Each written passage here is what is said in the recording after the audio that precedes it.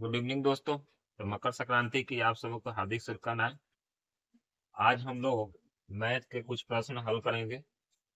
आज हम लोग गणित के कुछ प्रश्नों के हल करेंगे, जिसमें हम लोग गणित थोड़ा बहुत भी जानते हैं, तो कैसे हम लोग 100 में 50 बनाए, उसी के बारे में चर्चा करते हैं। चलिए देखते हैं। आप लोग को ये डिस्कशन, मैथ के जो पेपर होगा 10th क्लास का, उसमें आप लोग को 100% मार्क्स दिलाएगा। तो चलिए आते हैं डिस्कशन पे। पहला प्रश्न कह रहा है, पहले देख लेते हैं यहाँ क्या निर्देश है। प्रश्न संख्या 1 से 100 तक के प्रश्न के साथ 4 विकल्प दिए गए हैं, जिनमें से एक सही है। किन्हीं 50 प्रश्नों का उत्तर अपने द्वारा चुने गए सही विकल्प ओमियर सीट में हम लोग को चिन्हित करना है। ठीक है दोस्तों। Question number 1 to 100 have 4 options, out of which only one is correct। 50 100 question है जिसमें 4 ऑप्शन है, उसमें से एक सही है। आंसर यानी 50 क्वेश्चन, हम लोग को 50 क्वेश्चन ही करना है। You have to make mark your selected option on the OMR sheet. जो भी हम जो आंसर टिक करेंगे उसको ओमेयर सीट में रहेंगे। हम सबसे वो 50 प्रश्न चूज करते हैं जो एकदम आसान से बन जाए, जिसमें हम लोग को थोड़ा बहुत मेहनत करने की आवश्यकता है। चलिए बढ़ते हैं एक एक प्रश्न से। पहला कह रहा है, निम्नलिखित में कौन परिमेय संख्या है। 9th क्लास में ही पढ़ना है। ठीक है दोस्तों, 10th में भी पढ़ना है। तो जब 9th में भी एक बार पढ़ चुके हैं, 10th में पढ़ चुके हैं, तो वह हमारे लिए आसान हो गया। अब प्रमेय पूछ रहा है, तो सबको जानता है कि प्रमेय संख्या उसे कहते हैं जो रूट से बाहर हो। यदि जो रूट में हो प्रमेय संख्या नहीं है, यानी 7 रूट है और यही रूट 7 है, ये भी प्रमेय संख्या नहीं। अब यहाँ 25 है तो 25 का 5 निकल जाएगा, लेकिन रूट 3 का नहीं निकलेगा। यहाँ 1/√4 है, 1/√4 है तो 4 का निकल जाएगा, यही आंसर होगा हमारा। एक किसका हो जाएगा, 1/2। ठीक है दोस्तों, नेक्स्ट प्रश्न की तरफ बढ़ते हैं। कह रहा है, यदि m एक पूर्णांक हो। m पूर्णांक का मतलब है कि कोई संख्या है, कोई भी संख्या गिनती की संख्या है। वह तो कह रहा है कि प्रत्येक विषम पूर्णांक का रूप क्या होगा। इसमें कौन सा विषम पूर्णांक, यानी कोई भी मान रखे विषम है। मान लीजिए यहाँ 1 रखते हैं, ठीक है दोस्तों, तो ये 2 हो जाता है जो विषम नहीं है। अगर जो m के जगह हम 1 रखते हैं तो भी ये क्या हो जाएगा, विषम हो जाएगा, ये भी विषम नहीं है। यदि यहाँ 1 रखते हैं तो ठीक है 1 है, लेकिन 2 रखते हैं तो 2 हो जा रहा है, तो सम विषम दोनों हो जा रहा है। अब ये भी नहीं है, तो लास्ट हमारा ऑप्शन ये भी हुआ। मान रख के भी देखते हैं, 2m के जगह 1 + 1, तो 2 + 1 यानी 3। अगर ये 2 रख देते हैं, तब देखते हैं 2 दूनी की 4 + 1 = 5। अब 3 भी रख देते हैं तो 6 + 1 = 7। यानी हर एक स्थिति में क्या दे रहा है, 3 नंबर ऑप्शन वो दे रहा है, हमको विषम दे रहा है। तो हम लोग का सही आंसर क्या होगा, 3 नंबर। ठीक है दोस्तों, अगर जो यहाँ सम ना अति सम रहे, विषम ना रह के यहाँ क्या रहे, सम रहे, तो हमारे लिए ऑप्शन होगा दोस्तों। लेकिन यहाँ पूछ रहा है विषम, तो हमारे लिए ऑप्शन। नेक्स्ट प्रश्न की तरफ बढ़ते हैं। हम वही प्रश्न करेंगे जो बहुत आसानी से बन जाए, इसमें कोई मेथड ज्यादा यूज करने की जरूरत नहीं है। निम्नलिखित में किसका तो हम लोग प्रसार शांत है, शांत पूछ रहा है। तो सबको जानते हैं कि जिसके नीचे 2 और 5 के गुणनखंड के रूप में हो, यानी जिसका हर 2 और 5 के गुणनखंड के रूप में हो, वही क्या है, हमारा शांत है। तो ये हमारा देख सकते हैं आप लोग 17/80। 91 तो नहीं पढ़ सकता है, 23 नहीं होगा गुणनखंड 2 5 में, 45 में 3 आ जा रहा है, 80 हमारा हो जाएगा। ठीक है, तो ये हमारा 17/80, ये हम लोग का आसान है, जिसमें कोई ज्यादा कैलकुलेशन की जरूरत नहीं है। ये प्रश्न कह रहा है कि इसको हम लोग को भिन्न में बदलना है। तो जैसे कि आप लोग जानते हैं कि भिन्न में बदलना होगा, तो सबसे पहले हम लोग को लिखना होगा 27। अब यहाँ 1 पर बार है, 1 पर नहीं है, तो घटा देना होगा। बार जितना संख्या पर होता ना उतना 9, अब बार के बगल में जितना संख्या बढ़ जाता है उतना 0। दशमलव और बार की संख्या वाले के बीच में जो संख्या अगर जो है वो उतना ही हम लोग को 0 होगा। यही अगर जो हमारे पास रहता पर 3, तो ये हो जाता 3/9, इसको काट लेते। ठीक, अगर यही हमारा जाता 6, 0.23 है पर बार होता दोनों पर, तो 23/99, यानी दोनों संख्या पर बार है। लेकिन यहाँ एक संख्या गैप है तो अब एक संख्या पर बार है, तो उसके बदले हम लोग 0 देते हैं दोस्तों। ठीक है, अब घटा देते हैं, घटाएंगे तो जाहिर सी बात है क्या हो जाएगा, 79/90। ठीक है दोस्तों, देख सकते हैं आप लोग, सही आंसर। अब आगे बढ़ते हैं, ये हम लोग का जो बोर्ड द्वारा जो जारी किया गया है प्रश्न, उसी के चर्चा हम लोग करते हैं। नेक्स्ट प्रश्न की तरफ बढ़ते हैं। कह रहा है यदि 540 बराबर 2x गुने 3y गुने 5z, यानी सब पर पावर है। अब हमको लिखना है xy माइनस जेड का मान ज्ञात करना है। अगर जो आप लोग को सवाल समझ में आ रहा है, चैनल लाइक जरूर करें। ठीक है, आप ही लोगों के लिए मेहनत किया जा रहा है। चलिए बढ़ते हैं, पहले 540 का गुणनफल अब लगाते हैं। 540 का गुणनफल तो 2 से लगाएंगे तो 2, फिर 2 से लगाते हैं। ठीक है दोस्तों, तो 2 से लगाएंगे तो 35। अब कितना से लगाते हैं, जाहिर सी बात है 3 से लग जाएगा। 4×3 = 12, 5×3 = 15, फिर 3 से लगेगा, 15×3 = 45, फिर 3 से लगाएंगे, 5×3 = 15। अब हम देखते हैं 2 पर कितना पावर है, 2, 3 पर कितना पावर है, 3, और 5 पर कितना पावर है, 1। ठीक है दोस्तों, हो गया। अब यही एक्स वाई जेड है, इसके बदला एक्स ये है, वाई और ये है जेड। हमारा सवाल क्या कर रहा है, X plus Y minus Z. 2+3 - 1, 3×2 = 5, घटाओ 1 = 4। हम लोग का सही आंसर क्या आना चाहिए, ठीक है, आना चाहिए ये। नेक्स्ट प्रश्न की तरफ बढ़ते हैं। निम्नलिखित में कौन अपरिमेय संख्या है। तो जैसे कि आप लोग जानते हैं, जो संख्या रूप से निकल जाए उसे परिमेय कहते हैं, जो रूप से नहीं निकले उसे अपरिमेय कहते हैं। ये तो ऑलरेडी भिन्न में है, 441 है, 21 हो गया, 13 रूट 13 13 हो जाता है, ये भी नहीं है, तो रह गया डी ऑप्शन। तो डी अगर जो देखो ध्यान से आप, 10/100, अगर इसको काट देते हैं तो बच गया √1/10। अब 10 का तो मूल निकलेगा नहीं, तो हमारा ऑप्शन डी हो जाएगा। ये दो गो संख्या बार बार बताते हैं आप लोग को, अगर जो √2 गुने √2 हो तो 2 हो जाता है। कोई भी संख्या हो, x √x गुना में दिया रहे तो x हो जाता है, सही 13 हो जाएगा। फिर रूट से बाहर हो गया, रूट से बाहर हो गया तो परिमेय संख्या हो गया। इसको अब वही तोड़ देंगे, तो जैसे अभी नियम बताया है भिन्न के रूप में तोड़ने के लिए, तो भिन्न में ऑलरेडी होता है, क्योंकि आप लोग ऊपर वही ज्ञान करते हैं कि भिन्न के रूप में लिखे, तो भिन्न संख्या जो भी होता है परिमेय होता है, तो ये होगा नहीं। ये 441 का निकालेंगे तो 21 गुने 21 कीजिए, तो 21 गुने, जब भी 21 गुना करेंगे तो 21 दो दो दूनी 4 हो जाएगा, 441, यानी 21 का ये निकल के आया। तो ये जो रूट से बाहर निकल गया, जब रूट से कोई संख्या बाहर निकल जाता है तो वह परिमेय हो जाता है, जब रूट से बाहर नहीं निकलता है तो वह संख्या अपरिमेय होता है। तो याद रखिएगा लोग, तो इसका ऑप्शन सही क्या होगा दोस्तों, डी। चलिए नेक्स्ट सवाल की तरफ बढ़ते हैं।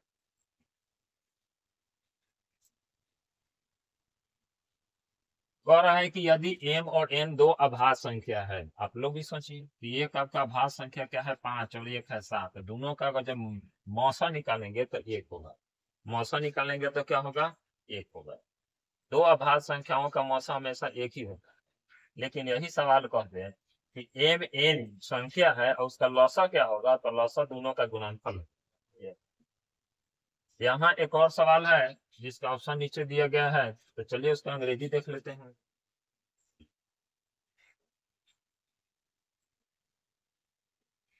कह रहा है the product of two number is 2366 and their lowest common multiple is 182, their highest common factor ज्ञात करना है। हाईएस्ट कॉमन फैक्टर यानी एसीएफ हम लोग को ज्ञात करना है। एसीएफ ज्ञात करेंगे तो दो संख्याओं का गुणनफल यानी product of two number by LCM, ये फॉर्मूला है। अब हमारे पास कितना है, 2366, अब बटा हमारा कितना है, 182। ठीक है, अब इसको काट देते हैं। ठीक, अब काटेंगे तो जाहिर सी बात है कितना से लगाया जाए, तो 23 से काट के देखते हैं, 23 से कटेगा कि नहीं। डायरेक्ट 182 से भी काट सकते हैं, जानते हैं कितना आएगा, तो 13 हो सकता है, 13 से भी लगा सकते हैं।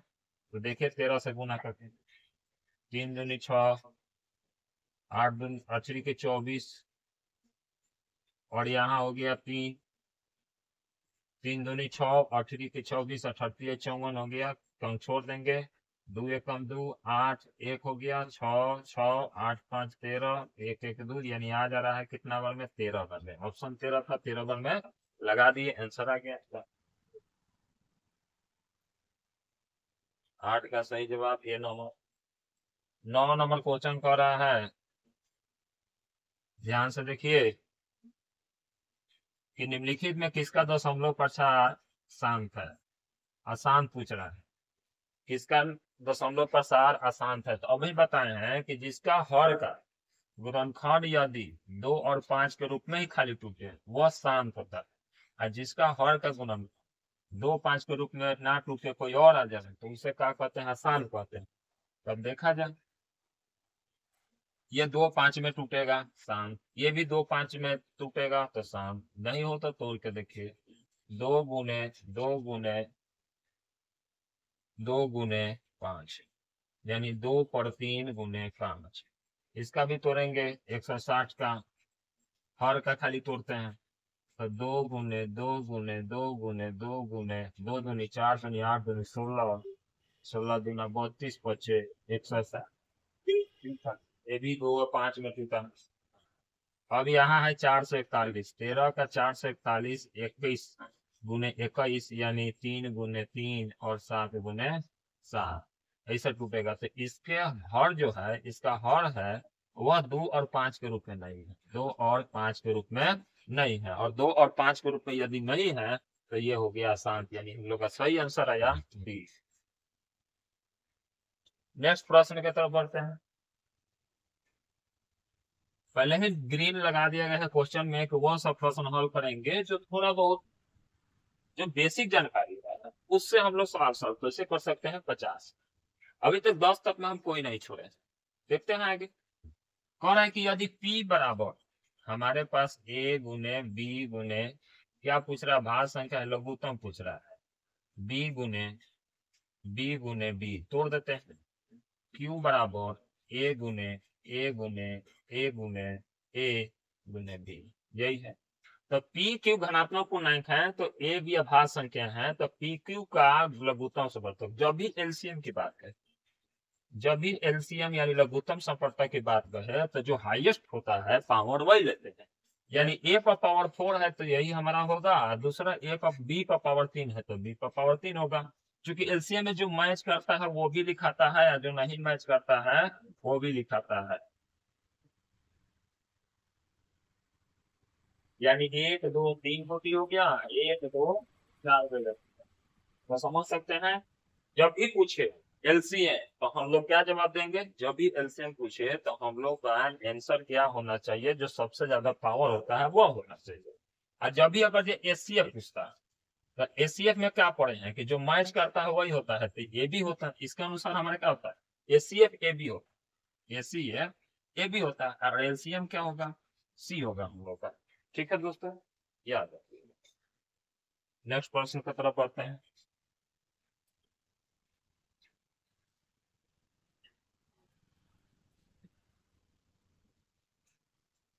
चैनल को लाइक कमेंट जरूर करें, ठीक, और अच्छा लगा इस सवाल समझ में आ रहा है दोस्तों के पास शेयर भी जरूर करें, जिससे हम लोग का भी प्रॉफिट हो।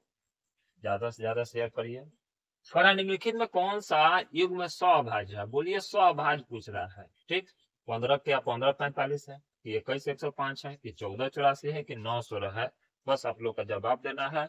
100 अभाज्य किसे कहते हैं, बस ये भी आप लोग का बेसिक कॉन्सेप्ट पर है, ठीक है। अब बढ़ते हैं,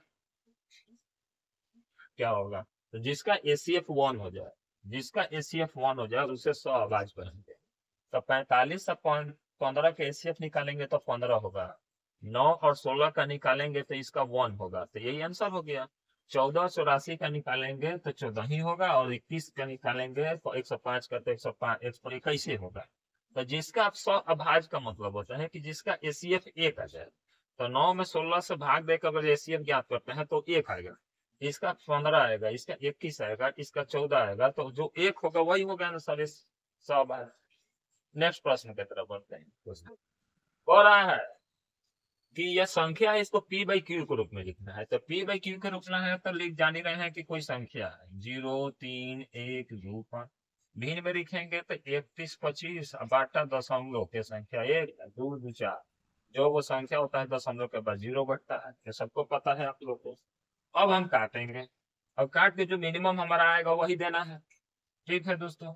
अच्छा, ऐसे भी कर सकते हैं, भाग देके देख लेते हैं। ठीक है, भाग देंगे तो उससे भी आसान हो जाएगा।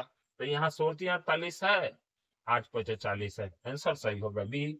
जैसे कहने का मतलब है कि आसान है, काट के दे दे आंसर या भाग दे के दे दे, दोनों हो सकता है। जैसे 5 में भाग देंगे 16 से तो दशमलव पहले ही देंगे 0, 16 48, ये फिट हो गया, यानी इसी वाला आंसर होगा। अगर जब हम 5 में देते 4 से भाग तो 5 एकम 4 एकम 4 हो जाता तो 1 हो गया, तो दशमलव बैठ रहा है तो ये तो है नहीं। यहाँ 1 है, 8 से भाग देंगे, दशमलव देके 0 देंगे तो फिर यहाँ 8 एकम 8, ये भी नहीं आंसर है। 5 में हम देते 8 से तो ये नहीं लगेगा, दशमलव देंगे 0, 8 छक 48, ये भी नहीं होगा। तो हमारा क्या होगा, बी होगा। उसे भी काट भी सकते हैं। जब इसको हम भिन्न के रूप में लिए तो काट के देख लेते हैं। सबसे पहले हम 5 से ही काटते हैं। 6 5 30 हम लोग का हो गया। अब यहाँ हो गया 5 दूनी 10 हो गया, और 5 25 हो गया, 5 दूनी 10 हो गया। ठीक, अब 5 दूनी 10 हो गया तो ये हमारा 3 को 0 बच गया तो चढ़ गया। अब आगे बढ़ते हैं, 25 से भी काट सकते हैं। 25 25 से काटेंगे तो 25 बार में, और 25 अठे 200। फिर हम काट सकते हैं 5 25, फिर काट सकते हैं 16 5 80, यानी 5/16। आप छोटे अंकों से काट सकते हैं, 5 5 करके भी काट सकते हैं, आपके ऊपर डिपेंड है। अब निम्नलिखित में कौन सा बहुपद है, तो सबको जानते हैं कि बहुपद वह नहीं हो सकता है जो रूट में है, वह नहीं हो सकता है जो बटा में है, वह नहीं हो सकता है तो तीन दो, ये भी रूट में है, ये भी रूट में, तो हो ही नहीं सकता। ये भिन्न के रूप में है तो हो ही नहीं सकता है। तो हमारा ऑप्शन क्या बच गया, सी। ठीक, बहुपद का जो नियम होता है उसमें क्या बताया गया है, वह बताया गया है कि वह संख्या, वह बहुपद के जो चर पद होते हैं एक्स वाई का मान जो होता है वो रूट में अगर एक्स वाई है या भिन्न में है या उसके पावर में इनवर्स है तो वो सब बहुपद नहीं होंगे। यानी एक्स अगर जब माइनस पावर हो ऊपर तो भी नहीं होगा, मगर जब भिन्न में है तो भी नहीं होगा, रूट में है तो भी नहीं होगा। तो अब हमारे पास क्या बच गया, अंक रूप में हो सकता है लेकिन एक्स जो चौर पद दिया रहे उसके साथ जो चौर रहे वो नहीं होना चाहिए। एक्स वाई दिया रहे, जेड रहे, ये सब एक्स वाई जेड जो समीकरण बना रहा है वो सब अगर रूप में है तो वो कभी भी बहुपद नहीं होगा। समीकरण होगा तो उसमें हल करके देखना पड़ेगा।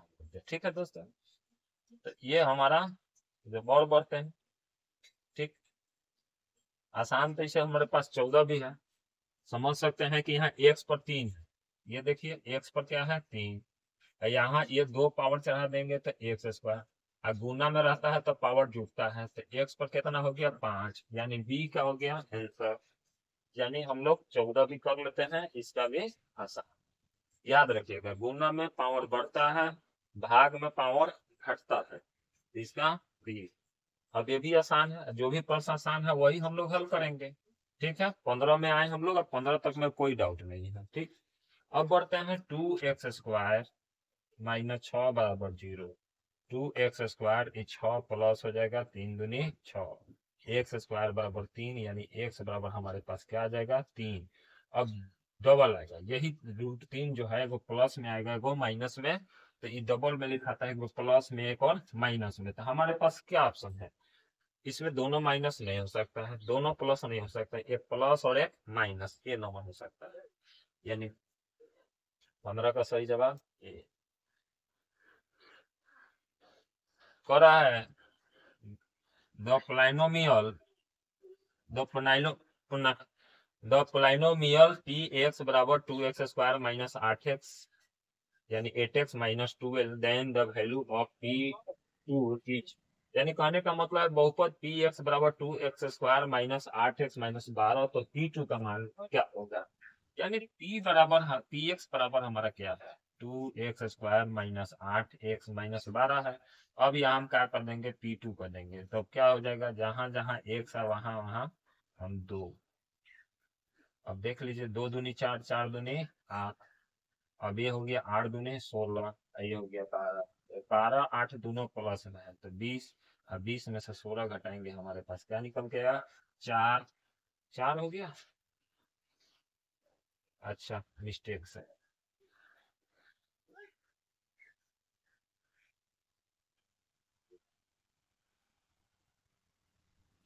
मान लीजिए हमारे पास सवाल, ठीक है दोस्तों, चलिए देखते हैं नेक्स्ट 16 में। बहुपद पी एक्स बराबर 2x² माइनस 8x-12, तो P2 का मान ज्ञात है। अब हमारे पास क्या है? पी एक्स बराबर 2x² माइनस 8x-12। अब 2x के जगह हम क्या लिखेंगे? 2। 2 पर स्क्वायर, 8। 2 माइनस 12। अब बढ़ते हैं, 2 आई 2 दूनी की 4, 8 दूनी की 16, 12। अभी 4 दूनी की 8 माइनस 16 माइनस 12। अब 2 माइनस में 1 प्लस में, दोनों जोड़ देंगे, कितना हो जाएगा? 28 हो जाएगा। 28 में से 8 घटेगा, -20 हो जाएगा। देखिए तो ऑप्शन है बी नंबर, तो नंबर बी नंबर।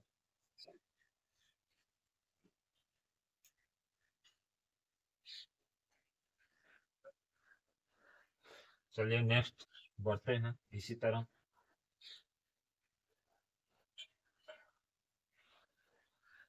जो आसान प्रश्न है उसी को हम लोग देखते चलते हैं। अगला प्रश्न है, कह रहा है कि शून्याङ्क -2 -5 वाले बहुपदों की संख्या होगी, इसका अनगिनत होगा। क्या होगा दोस्तों? अनगिनत। क्योंकि दोनों गुना करेंगे तो अनगिनत होगा। 5 दूनी 10, 1 10, इसमें तो है नहीं। ठीक।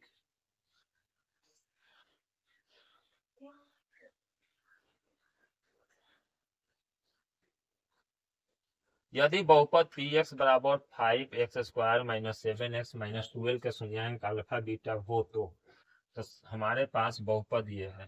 तो सब कोई जानते हैं, 5 है वह क्या है? ए। 7 है वह क्या है? बी। और 12 जो है -c। यानी कह सकते हैं ए बराबर 5 और बी बराबर 7 और सी बराबर -12 है। ऑब्जेक्टिव है तो ऑब्जेक्टिव जैसा बनाया जाए। 5 अल्फा प्लस बीटा। अब अल्फा प्लस बीटा का -b/a होता है 5। b/a का मतलब b जो है 7 है, तो -7। a जो है 5 है, 5। 5 से 5 काट देंगे, हमारे पास आ गया -7, यानी a नंबर। नेक्स्ट प्रश्न की तरफ बढ़ते हैं। कह रहा है कि त्रिघातीय बहुपद है, त्रिघातीय बहुपद में पूछ रहा है कि अल्फा ए बीटा और गामा। अल्फा बीटा और गामा का मतलब होता है -d/a। अब -d तो ठीक है, अब -a भी ठीक है, यानी सब ठीक है, तो सूत्र है ना, ये फॉर्मूला है आप लोग का -d/a। देख लीजिए कौन मिल रहा है।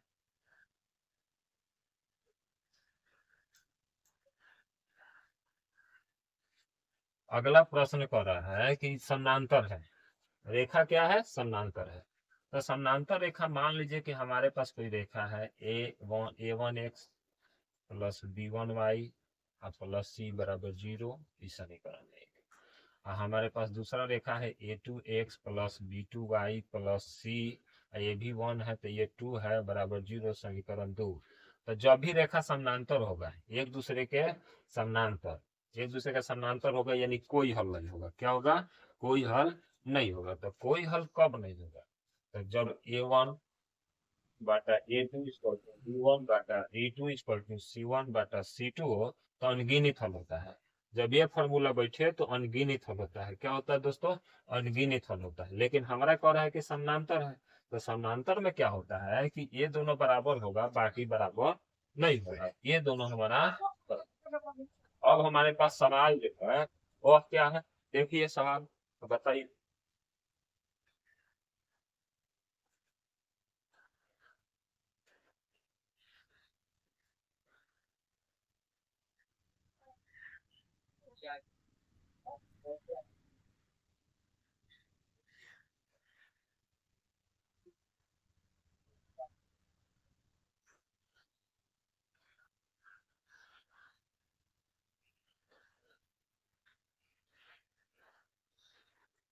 मान भर दिया जाए। अब यहाँ हमारा ए का जगह क्या है? 5। और यहाँ कितना है? 15। यहाँ कितना है? पी। और यहाँ कितना है? 9। पंक्ति आई 15। ठीक है, 3 3 की 9। यानी हमारा p बराबर क्या हो गया, p बराबर a, p बराबर क्या हो गया p। इसके आंसर देखिए,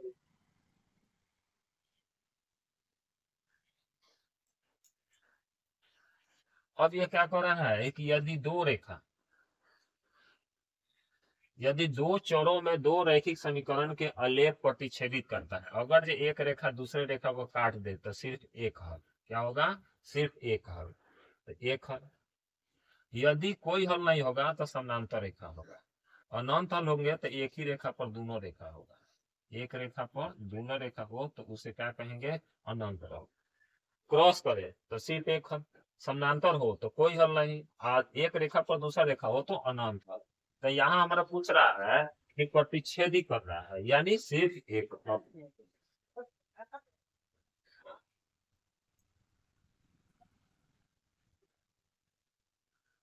समीकरण में कह रहा है कि एक्स और वाई के मान ज्ञात करिए। चलिए नीचे ऑप्शन हम इंग्लिश में देखते हैं। If 5x minus 8y equal to 0 and 10x minus 18y बराबर 0, यानी सब में जीरो हुए है तो हमारा मान भी क्या होगा, एक्स वाई का जीरो ही होगा। ठीक, सी नंबर।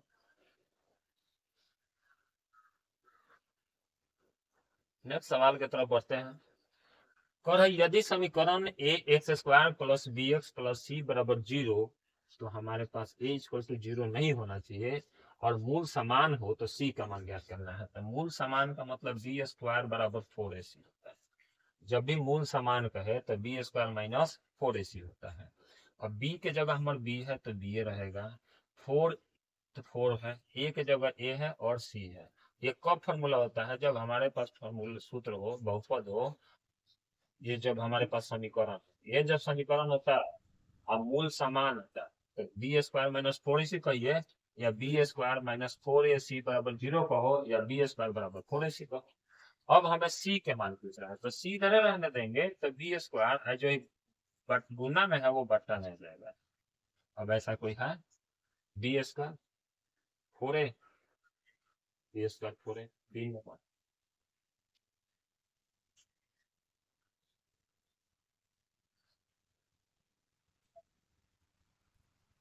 क्या कर रहा है, यदि समीकरण a x square plus b x plus c बराबर 0, यदि मूल समान होता है तो बी स्क्वायर माइनस 4ac बराबर 0 होता है, माइनस उधर प्लस चल गया। ठीक है, सी बराबर ज्ञात करना है, बी स्क्वायर आगे गुना में 4a। ठीक है, बी स्क्वायर 4a, यानी इसका ऑप्शन होगा बी।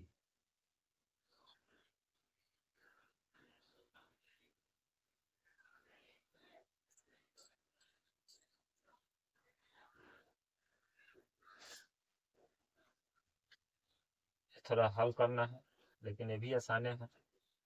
ठीक है दोस्तों, इसमें हम लोग को द्विघात समीकरण पहचानना है। कौन कौन है कि नहीं, पूछ रहा है कि हमें द्विघात समीकरण नहीं है तो नहीं वाला में देखते हैं।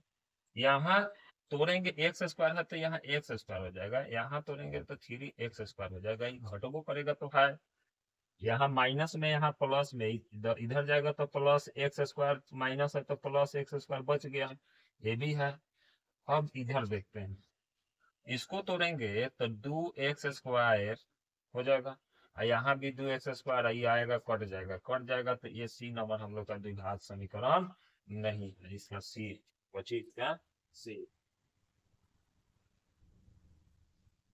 ठीक है दोस्तों, नेक्स्ट सवाल की तरफ बढ़ते हैं। कह रहा है कि यदि द्विघात समीकरण इतना के एक मूल 3 है तो इसे 3 जा रहे हैं, चौथी 12 1 4 होगा, तो भी प्लस है कि माइनस, तो याद रखिएगा माइनस ही प्लस हो तो दोनों मूल क्या होते हैं, धनात्मक ही आते हैं, तो 4 आना चाहिए। ये भी आसान है लेकिन देखेंगे, चले देख ले, शुरू है तो चलिए काफी कम हो जाएगी। ठीक, कैसे समझा देते हैं, कोई भी बहुपद है, यदि अगर जो x square plus 7x plus 12 होता है, यानी दोनों प्लस होता है तो हम लोग का मूल दोनों माइनस में आता है, दोनों मूल माइनस में आता है। यदि हमारा बीच में एक माइनस है और एक प्लस है, लास्ट में प्लस है बीच वाला माइनस है, तो याद रखिएगा कि दोनों मूल धनात्मक आएगा, प्लस में ही आएगा। तो हम 12 देखे कि 3 से लगाएंगे तो चौथी यही 12, यानी 3 4 का गुणनखंड हुआ, यानी 3 दिया है तो हमारा 4 होगा। चलिए समझ में आ गया, -4 इसीलिए नहीं हुआ। ठीक, अच्छा यही अगर यहाँ माइनस रहता तो एक रिजल्ट प्लस में और एक रिजल्ट माइनस में होता। ठीक, यहाँ भी यहाँ प्लस यहाँ माइनस, तब एक प्लस और एक माइनस होता है, याद रखिएगा। चलिए कह रहा है यदि द्विघात समीकरण इतना है तो मूल पी क्यू है तो पी प्लस क्यू, वो फॉर्मूला पढ़े, बहुत बढ़िया क्वेश्चन है, समझ सकते हैं। इंग्लिश में देख लेते हैं। If P and Q are roots of the quadric, जो है क्वाड्रेटिक इक्वेशन, तो अल्फा यानी पी प्लस क्यू हो रहा है, समझिए लोग ध्यान से, अल्फा प्लस बीटा पूछ रहा है। यदि द्विघात समीकरण x square plus p x plus c बराबर 0 है, इसका मूल क्या है, पी क्यू है। तो पी क्यू जो होता है, पी प्लस क्यू बराबर होता है, हम लोग पढ़े हैं माइनस बी बाई ए। तो ए के जगह कुछ नहीं है, लेकिन यहाँ तो है बी के जगह, तो ये प्लस है तो यहाँ आ गया माइनस, यानी क्या हो जाएगा हमारा माइनस। अब कह रहा है कि माइनस पी होगा तो उसका मान ज्ञात करना है हमको 1 में, 2 में, -1 होगा तो -2 होगा। अब यही हम लोग को बताना है। ठीक है दोस्तों, तो इसका आंसर जो होगा वह होगा पी नंबर -1 होगा, चूंकि यहाँ पी हो गया और यह माइनस हो गया, चूंकि माइनस में दिया है। ठीक, चलिए आगे बढ़ते हैं। इसका विभक्तर पूछ रहा है, द्विघात समीकरण का विभक्तर का फॉर्मूला होता है डी बराबर बी स्क्वायर माइनस 4ac। ठीक है, अब बी स्क्वायर माइनस 4ac इसको कहते हैं बी, ये अंक है वह ए है और ये है हमारा सी। तो बी के जगह -13, ए के जगह 3 और सी के जगह 10, 13 13 गुना करेंगे 109 और चौथी 12 120, बताएंगे तो हो गया। ये सब तो ऑलरेडी दिया ही है, ये ना देख लीजिए।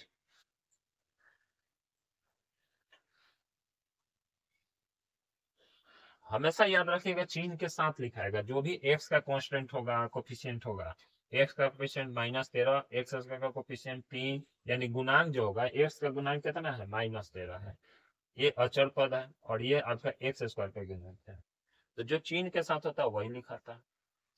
इसमें कह रहा है, देखिए बहुत बढ़िया क्वेश्चन कर रहा है, मूलों का गुणनफल पूछ रहा है, तो पहले समीकरण बना लेते हैं। 2x² प्लस 5x बराबर 0। अब हमें मूल के गुणनफल बताना है, यानी हमारे इसमें c है ही नहीं, इसमें ax² तो है, bx तो है, लेकिन c नहीं है। c जब नहीं है तो इस गुणनफल अल्फा इंटू बीटा करेंगे तो ये c बाई ए होता है, या c जब नहीं है तो गुणनफल तो होगा ही नहीं, तो इसका आंसर क्या हो जाएगा 0।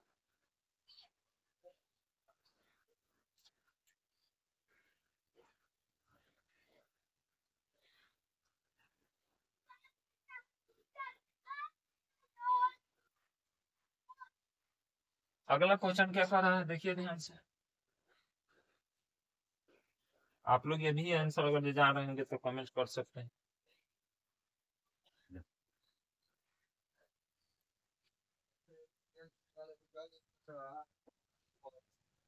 कह रहा है इसमें कौन सा द्विघात समीकरण इसमें समांतर श्रेणी निकल रहा है। ठीक है, तो कह रहा है निम्नलिखित में कौन सा समांतर श्रेणी में है। समांतर श्रेणी का मतलब होता है कि बीच का अंतर समान है। ठीक, अब देखते हैं कौन सा समांतर समान है। ये देखते हैं कि हमेशा एक दो दो बढ़ते जा रहा है, यानी कह सकते हैं ये भी समांतर श्रेणी में नहीं है। अब इसका देखते हैं तो पहला 7 है, ये अगला 28 को तोड़ेंगे तो √28 है, 28 को तोड़िएगा तो क्या हो जाएगा, 2 × 2 × 7, यानी 2 को बाहर निकल गया 7। 63 को तोड़िएगा तो 63 होता है 3 × 3 × 7, यानी 3√7। इसको सजाएंगे तो 1√7 हो गया, एक लिख सकते हैं, 2√7 हो गया, 3√7 हो गया, उसे ही 4√7 हो जाएगा, यानी एक बढ़ रहा है, 2 3 सबके बीच का एक एक अंतर है, यानी जिसके बीच के अंतर समान हो उसे क्या कहेंगे, समांतर श्रेणी कहेंगे। क्या कहेंगे? समांतर श्रेणी कहेंगे। तो इस हिसाब से हमारा क्या हो गया? ये बी नंबर हुआ। ये गुणना हो रहा है, दो दूनी की चार, दो दूनी की चार, चार दूनी की आठ, आठ दूनी की 16, गुणोत्तर श्रेणी में है। नेक्स्ट,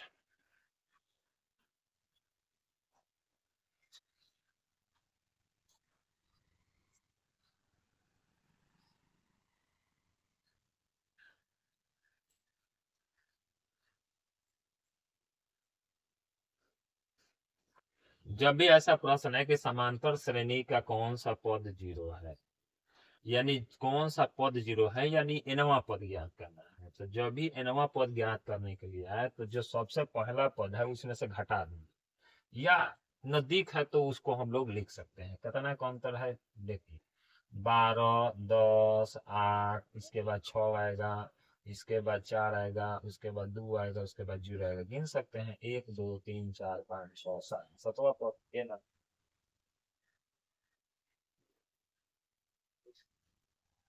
अब कहिएगा कि सर जी 12 सवाल होता तो क्या? चलिए दोस्तों, समांतर श्रेणी हम लोग ज्ञात किए हैं। समांतर श्रेणी आसानी से, छोटा सीरीज था तो हमने लिख के ही बता दिया है। और बातें इसको फार्मूला से बताएंगे। यदि ऑब्जेक्टिव में हो, किसमें हो? ऑब्जेक्टिव में, तो कैसे बनाएंगे? तो सबसे पहले जो पहला पद होगा घटाएंगे, 0 में से 12 घटाएंगे, -12। बीच का अंतर कितना है? -2 का, तो -2 से बाहर आएंगे, तो 6 दूनी 12। अब क्या करेंगे? एक जोड़ देंगे, 6 एक 7वां पद। ठीक, फार्मूला से चलते हैं तो फार्मूला होता है a plus N minus one into B बराबर क्या होता है? A N. एन का फार्मूला यही होता है।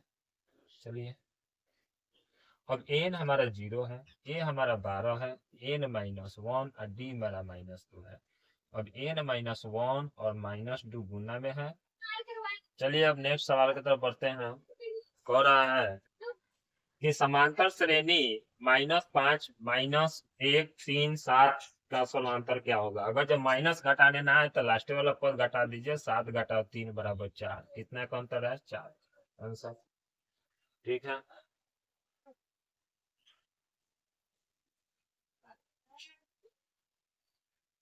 नेक्स्ट हम पढ़ते हैं। देखिए ये भी आप लोग के फॉर्मूला पर है। यदि समांतर श्रेणी का पहला पद ए और समांतर डी और प्रथम पद एन पदों का योगफल पूछ रहा है, एस एन पूछ रहा है। एस एन बराबर क्या होता है? n/2 2a into D. Option हमारे पास क्या है? सी। ये फॉर्मूला पे है। अब यदि कह रहा है कि यदि समांतर श्रेणी का nवां पद tn बराबर 3 - 4n हो तो ज्ञात करते हैं t5, यानी हमारे पास फॉर्मूला है 3 - 4n। अब यहाँ हम 5 कर देंगे, यानी 3 घटाओ 4 इंटू 5, यानी 3 पंचों का 20 घटा देंगे, -17।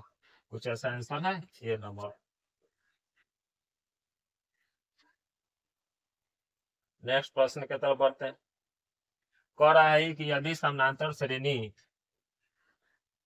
समानांतर श्रेणी का समान पद, अगर ये फॉर्मूला दिया है हमारे पास, फॉर्मूला क्या दिया है? मान लीजिए हमारा एन का फॉर्मूला दिया है 17 घटाओ 5।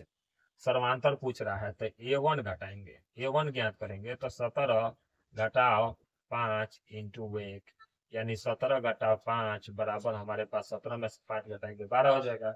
और घटाएंगे a2 ज्ञात करेंगे तो 17 घटाओ 5 गुने 2, 5 दूनी 10, 17 घटाओ 10 हो गया तो 7 हो गया, यानी पहला 12 आया, दूसरा 7 आया। ऐसा ही आप बढ़ते चल जाएगा तो बीच का अंतर कितना होगा बोलिए लोग? 12 में से 7 घट रहा है, 5 का अंतर, यानी -5 का अंतर होगा। ऑप्शन कितना होगा देख सकते हैं, ऑप्शन दिया हुआ है बी नंबर। चलिए, और है कि प्रथम एन विषम प्रकृति संख्याओं का योगफल क्या होता है? तो इसका योगफल होता है एन स्क्वायर। दोस्तों सीधा सिंपल फॉर्मूला होता है एन स्क्वायर, यानी हम लोग का क्या हो जाएगा? टी। ठीक, समय। नेक्स्ट, अगला क्वेश्चन कर रहा है,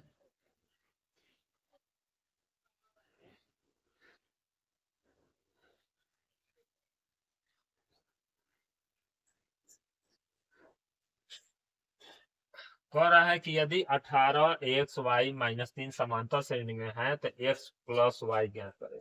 चलिए पहले बाद में बनाएंगे, पहले देख लेते हैं आसान आसान कौन सा दिया हुआ है। 38 नंबर कह रहा है कि यदि ए तथा बी पूरक है, यानी दोनों के जोड़ने पर हमारा क्या आ जाना चाहिए, 90 आ जाना चाहिए। तो एगो साइन होगा तो एगो कॉस जरूर होना चाहिए। tan है तो कॉट होना चाहिए, कॉट है कॉट दिया है, सेक का कोसेक दिया है, नहीं बी नंबर इन्हों को मिला सकते हैं। लॉजिकल समझिए, साइन साइन है, कॉट कॉट है, tan tan है, तो हो ही नहीं सकता है। हमारा एक सेक है, उसका अपोजिट एक कोसेक है। ठीक, तो ये हमारा बी 38 का बी हो गया। चलिए नेक्स्ट बढ़ते हैं 39। हम लोग सबको जानते हैं कि यदि cos 90 घटा फाइव हो तो इसको हम लिख सकते हैं साइन फाइव। क्या लिखेंगे, साइन फाइव। कुछ है ऑप्शन, यानी ए नंबर ऑप्शन। ठीक है दोस्त, 39 का ए। नेक्स्ट प्रश्न की तरफ बढ़ते हैं। यानी अब हमारे पास जो है वह समझिए, एक हम फॉर्मूला जानते हैं कि sine square theta plus cos square theta क्या होता है, 1 के बराबर होता है। लेकिन यहाँ जो है वह कॉस स्क्वायर 27 है, यहाँ जो है साइन स्क्वायर 63 है। तो कॉस स्क्वायर 27 को छोड़ दीजिए और माइनस साइन स्क्वायर 63 को छोड़ेंगे तो ये हो जाएगा हमारे पास कॉस स्क्वायर 90 घटा कितना हो जाएगा 27 डिग्री, यानी 63 डिग्री। अब समझ सकते हैं इसको क्या तोड़ सकते हैं, अब समझिए ठीक से। एक हम फॉर्मूला जानते हैं, साइन 90 घटा थीटा बराबर क्या होता है, कॉस थीटा। यानी यहाँ स्क्वायर कर देंगे तो यहाँ स्क्वायर हो जाएगा, समझ रहे हैं। चलिए अब हमारे पास साइन 63 है, साइन 63 है तो 90 में से क्या घटाएंगे, 63 हो जाए तो 27 डिग्री। 90 में से 27 घटाएंगे तो 63 के बराबर हो जाएगा। अब क्या करेंगे, तो अब इसका फॉर्मूला इस फॉर्मूला पर तोड़ेंगे तो कॉस हमारा क्या हो जाएगा 27 डिग्री। अब ये हो जाएगा कॉस स्क्वायर 27 डिग्री। अब सब कोई जानता है सेम है, या दोनों में से घटे तो हमारा मान क्या हो जाएगा, जीरो। क्या हो जाएगा, जीरो। नेक्स्ट प्रश्न की तरफ।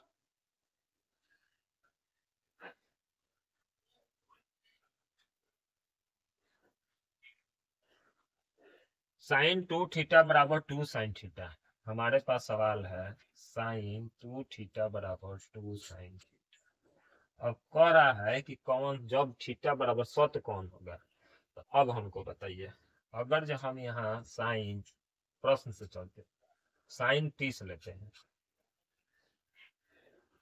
और यहाँ 2 साइन 30 लेते हैं, साइन 30 लेंगे तो साइन 60 ये हो जाएगा साइन 30 डिग्री। और साइन 60 का मान लिखेंगे तो कितना होगा बोलिए लोग, साइन 60 का मान। तो साइन 60 जैसे कि जानते हैं आप लोग √3/2। इसका 2 साइन इसका जानते हैं 1/2। क्लियर है। अब 2 से 2 तो खत्म हो गया, लेकिन ये के बराबर आया नहीं आया, तो ये तो हमारा होगा ही। ठीक, अब 45 वाला लेते हैं। ठीक है दोस्तों, अब 45 लेंगे तो 45 दूनी कितना हो जाएगा, 45 लिए तो 45 दूना 90। ठीक है, अब यहाँ 45 लेंगे तो साइन 45 लेंगे तो साइन 45 45 से रहेगा 1/√2। ठीक, अब यहाँ साइन 90 लेंगे तो ई 1 हो गया। ठीक है, अब 1 हो गया, ये हमारा √2 हो गया, काटेंगे तो √2 हो जाएगा, ऊपर बचेगा, तो ये भी बराबर नहीं है। लेकिन हमारा हम लोग का क्या कर रहा है कि दोनों बराबर होना चाहिए। क्या होना चाहिए, दोनों बराबर होना चाहिए। तो एक नहीं होगा, 60 पर होगा नहीं, तो हमारा होगा 0। कितना पर होगा दोस्तों, 0 पर। यहाँ भी 0, यहाँ भी 0 करके देखते हैं। साइन 0 0 ये होता है, तो साइन 0 डिग्री में 2 भी गुना करेंगे तो 0, इसका भी मान भरेंगे 0, तो क्या हो जाएगा 0, यानी 0 बराबर 0, यानी हम लोग का इसका ऑप्शन आएगा 3 नंबर।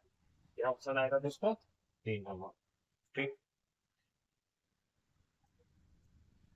अगले प्रश्न की तरफ बढ़ते हैं।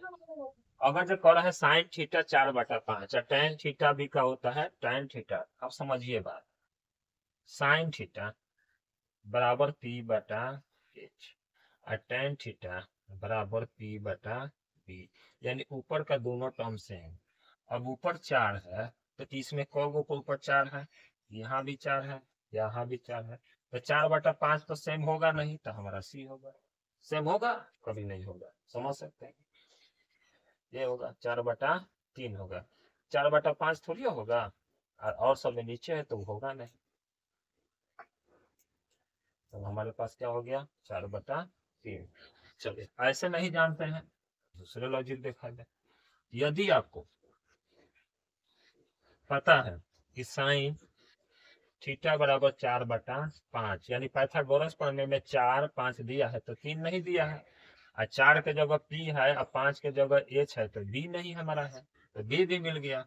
tan थीटा बराबर क्या लिखते हैं, p/b, यानी 4/3। ऐसे भी आंसर बता दे सकते हैं, ज्यादा ऑब्जेक्टिव में ज्ञान करने की जरूरत नहीं है दोस्तों।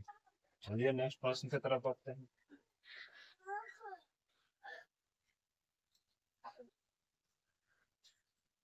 कह रहा है कि tan थीटा बराबर 1/√6,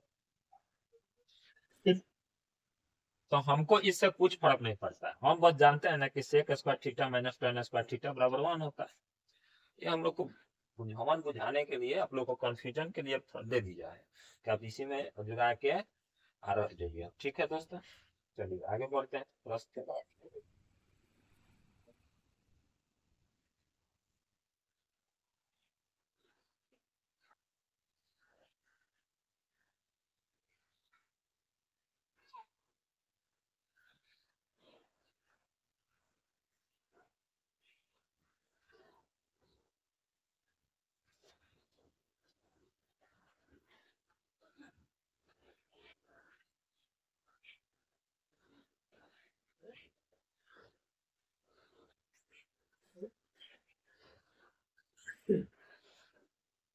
हम लोग क्या जानते हैं, sec square theta minus tan square theta बराबर 1।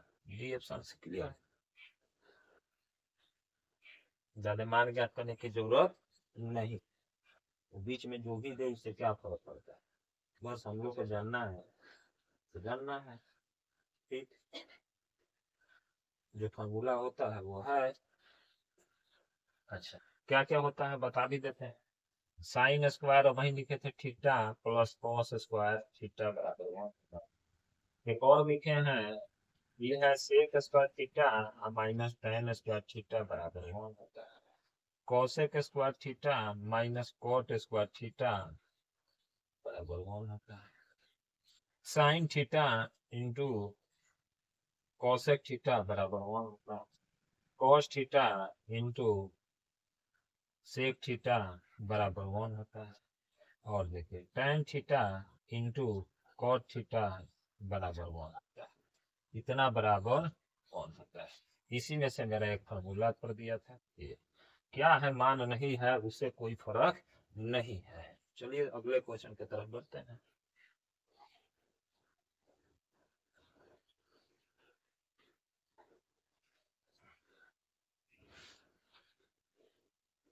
अब अगला प्रश्न है, कौन है 1 माइनस tan स्क्वायर 45, तो tan 45 का मान जानते हैं 1, तो 1 घटा 1 और 1 प्लस 1 बराबर घटेगा 0। 0 में कोई भी संख्या से भाग दीजिए ना, 0 ही आएगा। ठीक,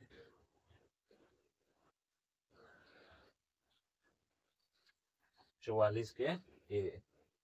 चलिए नेक्स्ट प्रश्न की तरफ। अब देखिए, कौन रहा है कोट स्क्वायर 60 का मान। ठीक है दोस्तों, चलिए थ्री कॉट स्क्वायर 60, सबको जानते हैं थ्री।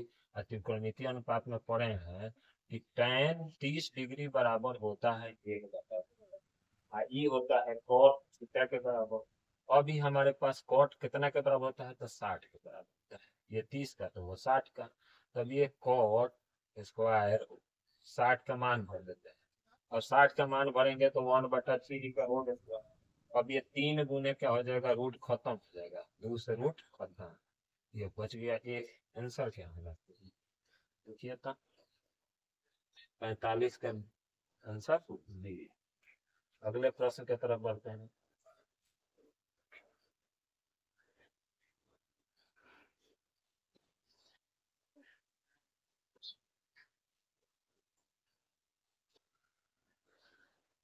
आप लोग ये सीरीज में लिखेंगे तो इसमें आएगा एक cos 90 डिग्री, और cos 90 होता है 0। तो बताइए कोई भी संख्या में 0 गुना करेंगे, या 0 में कोई भी संख्या गुना अगर जो करते हैं तो हमारा आंसर क्या, आप लोग भी बता दीजिए। 0, सही बात लो, उससे कोई फर्क नहीं है कि लंबा चौड़ा कितना भी गुना लीजिए, 0 भी हो जाएगा। यानी जो सीरीज में है 180 तक ले जा रहा है, इसमें cos 90 भी होगा, और cos 90 होगा, चूंकि ये सिर्फ डॉट है, जैसे cos 1 डिग्री गुने cos 2 डिग्री गुने cos 3 degree dot dot dot गुने cos 90 डिग्री गुने dot dot dot cos 180 degree.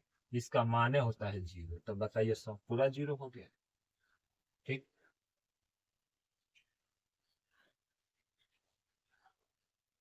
Next प्रश्न की तरफ बढ़ते हैं। क्या कह रहा है? नेक्स्ट प्रश्न है,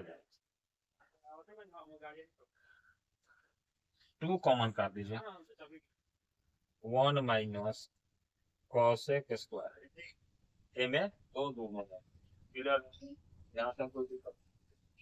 अब हम जानते हैं कि मान लीजिए टू 1 माइनस इसका अगर जब लिखते हैं तो क्या लिखेंगे, 1 प्लस कॉट स्क्वायर। ठीक, अब माइनस से गुना करेंगे तो 1 माइनस कॉट स्क्वायर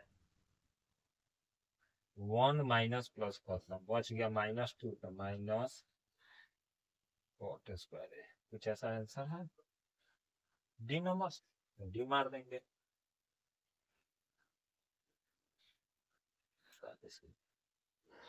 अब बढ़ते हैं 48। 48 क्वेश्चन कह रहा है कि a sin x बराबर 1 b cos x बराबर 1 तो cot x ज्ञात कीजिए।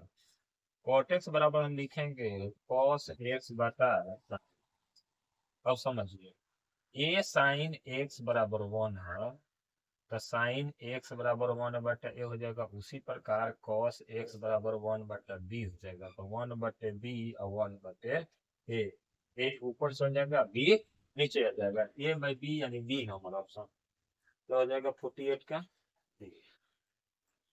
नेक्स्ट प्रश्न की तरफ बढ़ते हैं। नेक्स्ट प्रश्न क्या कहता है,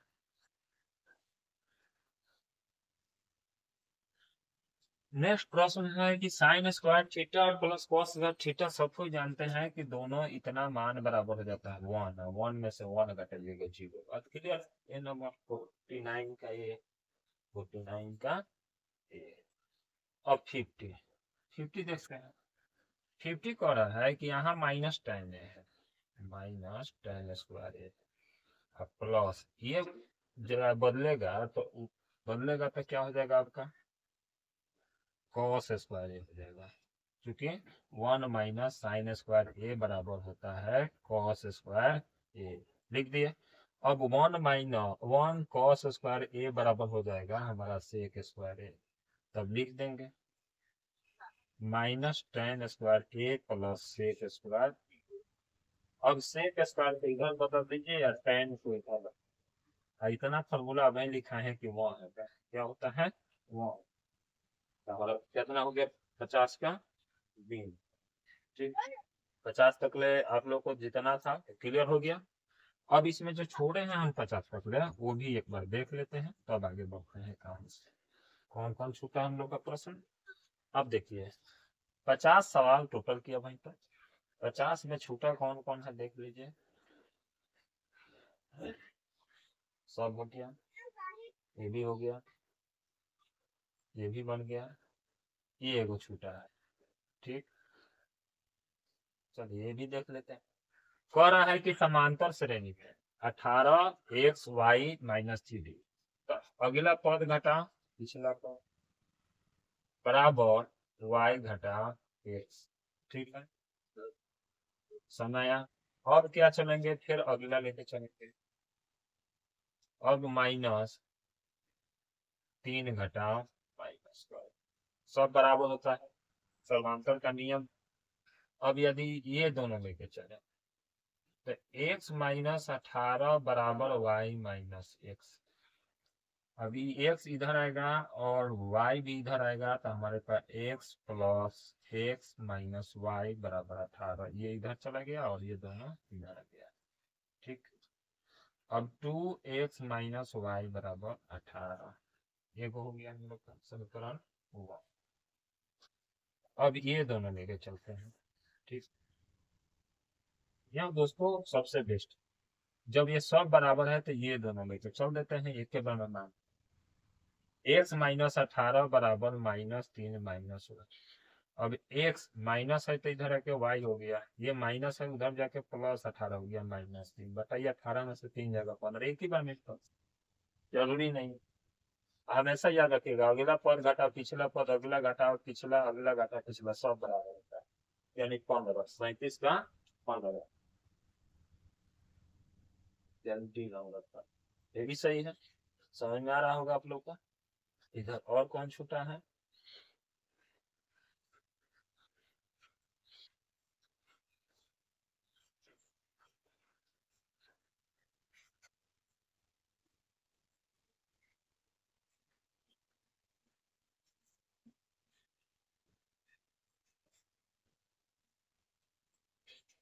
इधर तो हम लोग एक को छोड़े नहीं।